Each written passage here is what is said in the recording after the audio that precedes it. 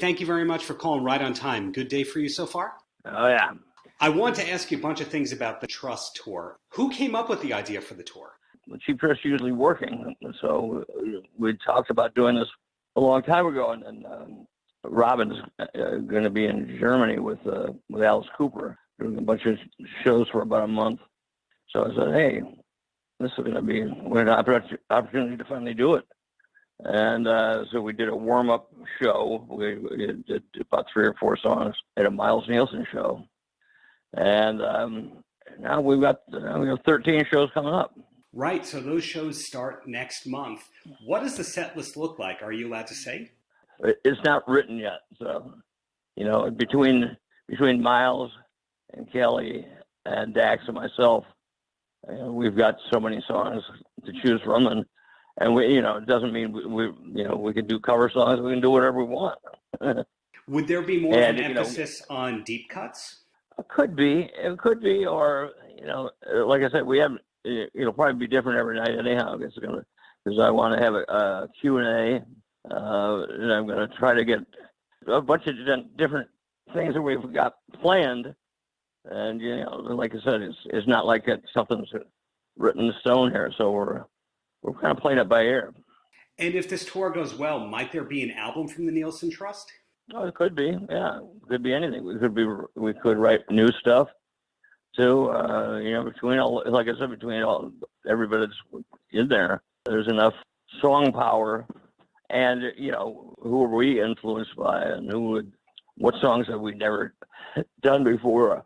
I guess maybe even take a request too. So, it's like I think Elvis Costello years ago did the spin the song list, where people can choose what they want. Some of the stuff in advance, maybe off the cuff, and rather than being up there preaching to people, telling them what they should hear, we want to find out what others want to hear. It's pretty amazing your output the past few years. I think you're at 5 albums in 4 years. And plus, you just said that there's a possibility that Nielsen Trust could eventually turn into an album. It seems like you're writing every day or every week. Is that the case? Well, yeah, it seems like it. But besides, we play so much. I'm in New York tonight. We're playing in someplace outside of New York. 2 days ago, we were in Bethlehem, Pennsylvania. Tonight we're playing, like I said, near here. And then the next day we're playing. I don't have the list in front of me. And then the next day after that, we're in Washington, D.C. And then the next day after that, then we fly to Puerto Rico.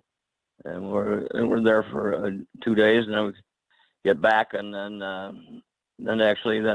we go to San Diego. Cheap Trick's a private show out there. And then we have a couple days of rehearsal. And before you know it, it's showtime up in Wisconsin. We had 2 shows, starting off with 2 shows up in Wisconsin Dells, a place where Robin he usually goes up there with his family and plays. Well, I had the pleasure of seeing you 2 nights ago at Westbury. I never miss a Cheap Trick show when it's in New York City or Long Island. And it always amazes me that after the first or second song, you really don't know what you're going to get. It's going to be a mix of interesting deep cuts and covers. And I think you have 18 studio albums at this point, besides all the B-sides and rarities and soundtracks. What is the process like in choosing a set list every night? Is everyone like sitting around the bus and talking about which songs to do? Some of the stuff that we're going to be doing for sure.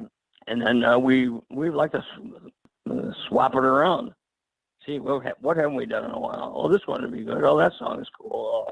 If we have a sound check, and we'll, like the other day. So what did you hear that you liked the other day? I enjoyed hearing How Are You? I wish I could hear Stiff Competition, but hey, it was a great set list. If you looked at followed our set list from a few nights ago, we played it, 3 or 4 nights ago. Stiff Competition, we did that. And I don't remember which ones we played. We played, I know, that was How About You? Exactly, the second song that you did at Westbury. And yeah, usually Next Position Please isn't too represented in the set lists. That's a lot of people's favorite albums. The singer-songwriter Tim Christensen, that's his favorite Cheap Trick album, believe it or not. Having as many records as we do, we could play all night and never repeat a song, obviously. Well, you have to write a set list next time, or a request list. I mean, the other night we had a guy that from Madison Square Garden. I remember that. He was right in the front row, right in front of us. And to my right was John Barbados, the clothing designer. He came to see us, and he'd never seen this and that song. So it's always kind of interesting. And we had Rob Bartlett. I couldn't find him in the audience. He was sitting right in the corner, if you know who he is. Yeah, from the Imus show. He was a couple of rows ahead. Rob Bartlett, from Imus, and Ira Robbins from Trouser Press. He was there. Those are just the people I know. Well, going back to what you were saying about albums and all that, on the Silver album, you talked about the album The Doctor being a bit underrated. Are there any other albums in the years since that you think are underrated and more Cheap Trick fans should dig into? Yeah, all of them. No, I don't know. I don't sit around and think about it. So. Can I ask you a couple of questions about Rockford? Because I was in the city a couple of months ago on a press trip. The city had flown me in. Yeah, other questions. Okay, so is it true that you're involved with the Hard Rock Hotel that's being built? Uh-huh. Yeah, I've been working on that for about 12 years. I went down to Springfield and tried to persuade let the state know that, it's like, personally, I don't need a job, but, it's like a lot of people where I live that do. And to have some company as big as the Hard Rock was wanted to come there. Of course, I hope to be a good spokesman for it. And it looks like that's going to be the first hotel in the downtown area, or the only one at the moment? It's not in the downtown. It's on the edge of town. Got it. And speaking of the downtown area, I saw in the Coronado you have your own chair. What was the process of getting your own chair at a big theater like that? Well, I helped raise the money to rehab that place. I think we raised about $17 or $18 million a number of years ago. And I said, well, being that it's on the National Register, you couldn't actually install something like that. And I said, but for my work of helping organize all that stuff, I said, Rick, we'd like to have something for you. Would you like a front row seat or something? I said, heck no, I want to sit where I'd like to. If I'm going to get something, I'd like to have one up where I used to sit up next to the last row up on the balcony.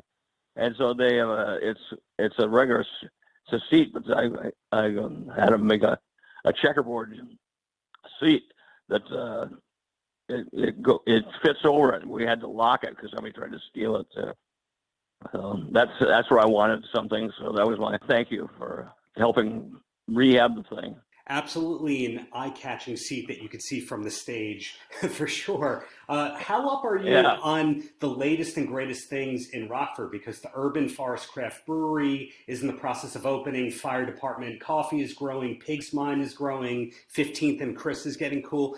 When you're back in town, do you check out places like this, or do you just kind of stay home? I've been to 15th and Chris a bunch of times.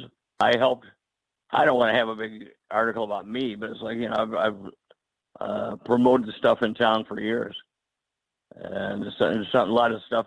The Nielsen Chorale is the vocal thing that my father started from the Mendelssohn Club, which he helped years ago, and so now that's been renamed the Nielsen Chorale.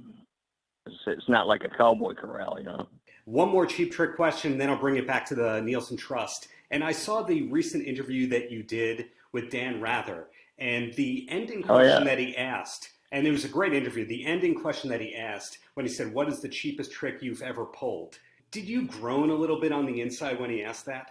Well, when it's the whole band talking, it's like, there's a lot of competition because he doesn't direct all the questions to me. And so I think I was the worst one on there. Rob was really good. Tom was funny.